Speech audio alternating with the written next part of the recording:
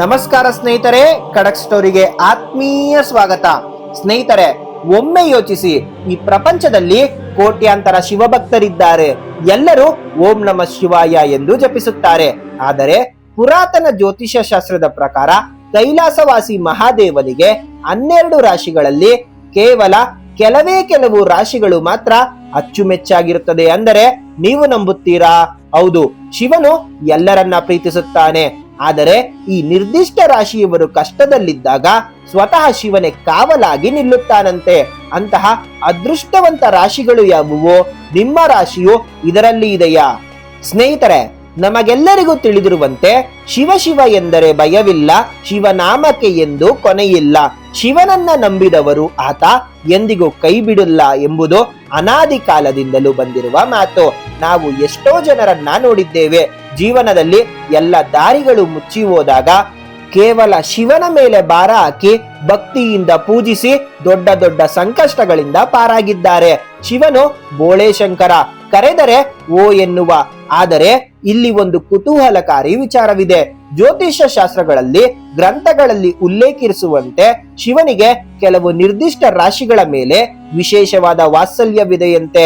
ಈ ರಾಶಿಯವರಿಗೆ ಕಷ್ಟಗಳು ಬರುವುದಿಲ್ಲ ಅಂತೇನಲ್ಲ, ಆದರೆ ಇವರಿಗೆ ಕಷ್ಟ ಬಂದಾಗ ಅದನ್ನ ಎದುರಿಸುವ ಆದಮ್ಯವಾದ ಶಕ್ತಿಯನ್ನ, ಧೈರ್ಯವನ್ನ ಶಿವನು ನೀಡುತ್ತಾನೆ ಎಂಬ ನಂಬಿಕೆ ಇದೆ. ಹಾಗಾದರೆ ತಡ ಮಾಡದೆ ಶಿವನಿಗೆ ಅತ್ಯಂತ ಪ್ರಿಯವಾದ ಆ ರಾಶಿಗಳು ಯಾವುವು ಮತ್ತು ಆ ರಾಶಿಯವರು ತನ್ನ ಜೀವನದಲ್ಲಿ ಯಶಸ್ಸನ್ನ ಕಾಣಲು ಏನು ಮಾಡಬೇಕು ಎಂಬುದನ್ನ ವಿವರವಾಗಿ ತಿಳಿಯೋಣ.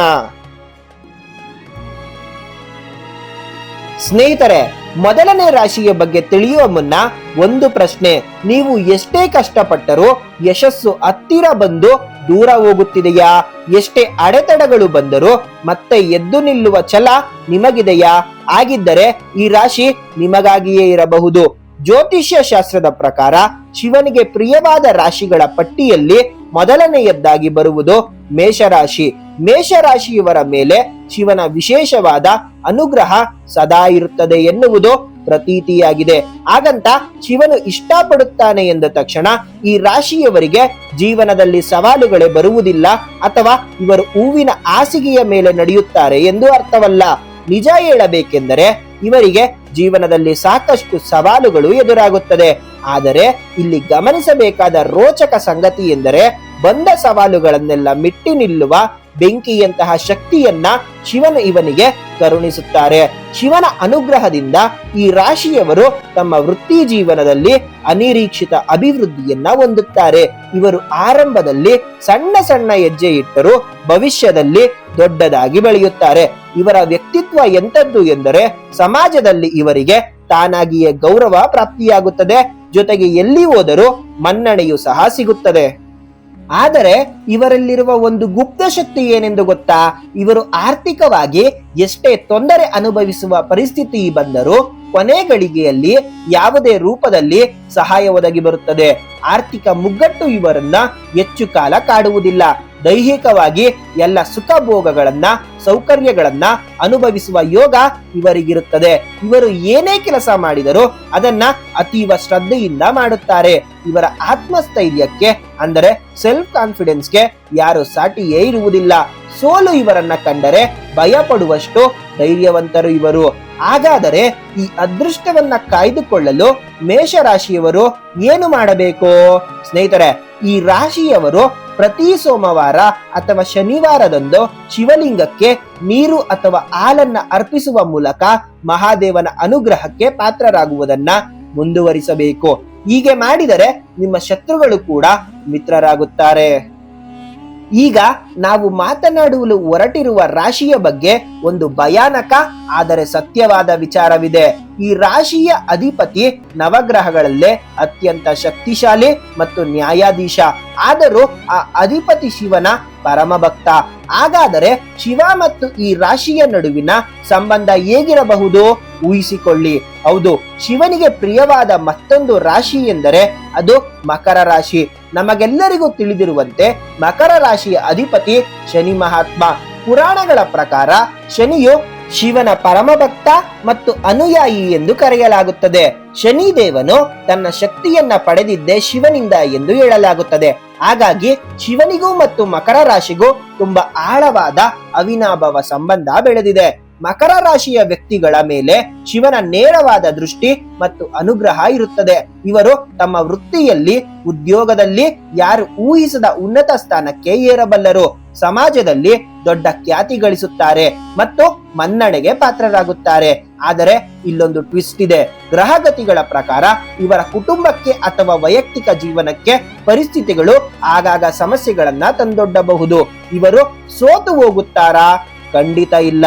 ಅದೇ ಇವರ ವಿಶೇಷತೆ. ಅವರು ತಮ್ಮ ಬುದ್ಧಿವಂತಿಕೆಯಿಂದ ಮತ್ತು ಶಿವನ ಆಶೀರ್ವಾದದಿಂದ ಎಂತಹದ್ದೇ ಜಟಿಲವಾದ ಸಮಸ್ಯೆಗಳನ್ನ ಗೆದ್ದು ಬರುತ್ತಾರೆ. ಇವರಿಗೆ ಹುಟ್ಟಿನಿಂದಲೇ ತೊಂದರೆಗಳನ್ನ ಎದುರಿಸುವ ಸಾಮರ್ಥ್ಯ ಜಾಸ್ತಿಯೇ ಇರುತ್ತದೆ. ಇವರು ತಾಳ್ಮೆಯ ಮೂರ್ತ ರೂಪವಾಗಿರುತ್ತದೆ. ಶಿವನನ್ನ ಪ್ರಾಮಾಣಿಕವಾಗಿ ಆರಾಧಿಸಿದರೆ ಇವರ ಜೀವನದಲ್ಲಿ ಯಾವ ಒತ್ತು ವೈಫಲ್ಯ ಅನುಭವಿಸುವುದಿಲ್ಲ ಎಂಬುದು ನಂಬಿಕೆಯಾಗಿದೆ. ಎಂತಹ ಕಷ್ಟ ಕಾಲವೇ ಬರಲಿ ಈ ರಾಶಿಯವರು ಶಿವನ ಪಂಚಾಕ್ಷರಿ ಮಂತ್ರವಾದ ಓಂ ನಮಃ ಶಿವಾಯ ಎಂಬ ಮಂತ್ರವನ್ನ ಸದಾ ಜಪಿಸಬೇಕು. ಇದು ಇವರಿಗೆ ಕವಚದಂತೆ ಕೆಲಸ ಮಾಡುತ್ತದೆ. ಸ್ನೇಹಿತರೆ, ಮುಂದಿನ ರಾಶಿಯ ಬಗ್ಗೆ ಹೇಳುವುದಾದರೆ ಇದು ಶಿವನ ಕೇವಲ ಭಕ್ತನಲ್ಲ, ಶಿವನ ವಾಹನವೂ ಹೌದು.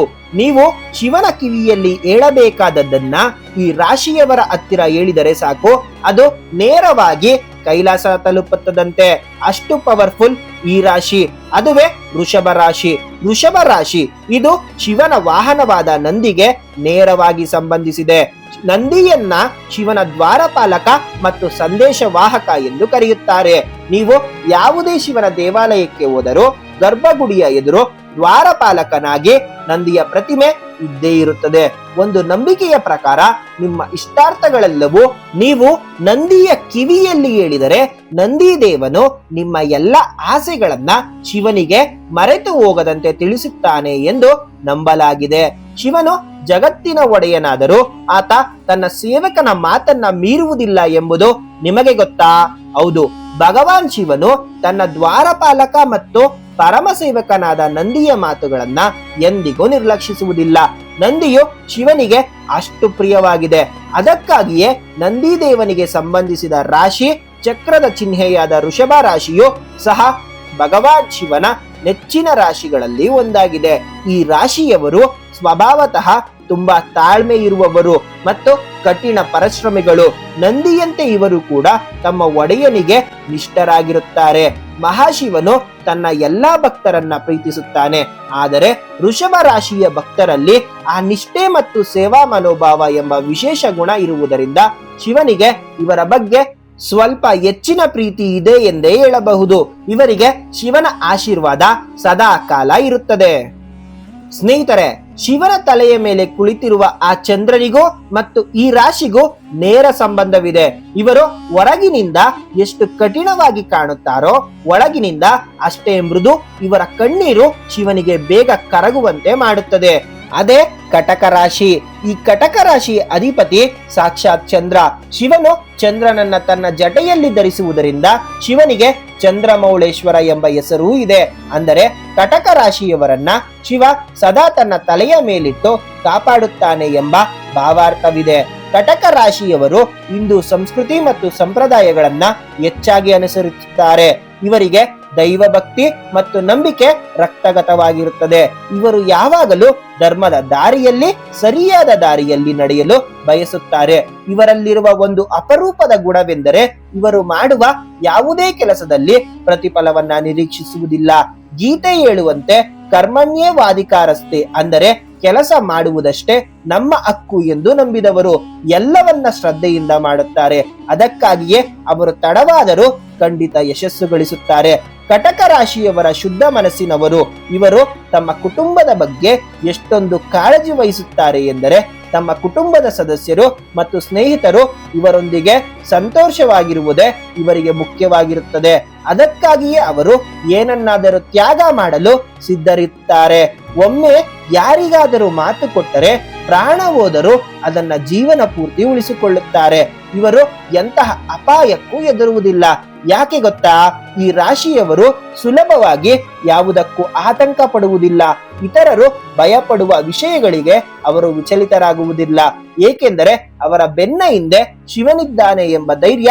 ಜೀವನದಲ್ಲಿ ಏನನ್ನಾದರೂ ಕಳೆದುಕೊಳ್ಳಬೇಕಾದ ಸಂದರ್ಭ ಬಂದರೆ ಅದನ್ನ ಸುಲಭವಾಗಿ ಸ್ವೀಕರಿಸುತ್ತಾರೆ. ಯಾರಾದರೂ ತೊಂದರೆಯಲ್ಲಿದ್ದರೆ ತಕ್ಷಣ ಸಹಾಯಕ್ಕೆ ಧಾವಿಸುವ ಗುಣ ಇವರದ್ದಾಗಿರುತ್ತದೆ. ಇದೇ ಕಾರಣಕ್ಕೆ ಶಿವನಿಗೆ ಈ ರಾಶಿಯವರ ಬಗ್ಗೆ ವಿಶೇಷವಾದ ಪ್ರೀತಿ. ಈ ರಾಶಿಯವರು ಸೋಮವಾರದಂದು ಉಪವಾಸ ಮಾಡಿ ಕನಿಷ್ಠ ಒಬ್ಬರಿಗಾದರೂ ಅನ್ನದಾನ ಮಾಡುವುದು ಬಹಳ ಒಳ್ಳೆಯದಾಗಿರುತ್ತದೆ. ಸೋಮವಾರದಂದು ಹೀಗೆ ಮಾಡಿದರೆ ಶಿವನು ತ್ವರಿತವಾಗಿ ಸಂತೋಷ ಪಡುತ್ತಾನೆ. ನೋಡಿದ್ರ ಸ್ನೇಹಿತರೆ, ಶಿವನು ಕೇವಲ ಪೂಜೆ ಪುನಸ್ಕಾರಗಳಿಗೆ ಒಲೆಯುವನಲ್ಲ. ಅವನು ನಮ್ಮ ಗುಣಗಳಿಗೆ, ನಮ್ಮ ನಡವಳಿಕೆಗಳಿಗೆ ಮತ್ತು ನಮ್ಮಲ್ಲಿರುವ ಸತ್ಯಕ್ಕೆ ಒಲೆಯುತ್ತಾನೆ.